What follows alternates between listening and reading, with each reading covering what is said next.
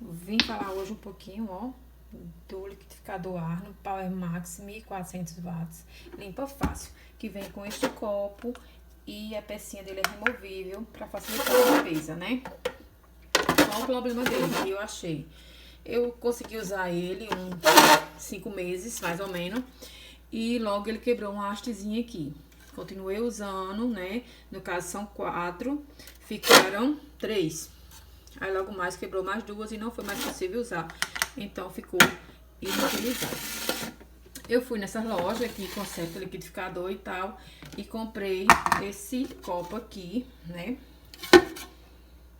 É o mesmo material, né?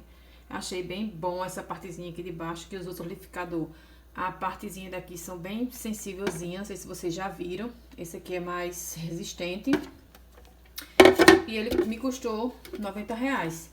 Ele não é removível aqui embaixo, que eu achei legal. Tem as mesmas hélices que essa eu gostava, porque tem essa parte aqui embaixo que não deixa ficar resíduo aqui e tritura bem, né? Então, foi R$ 90 o copo.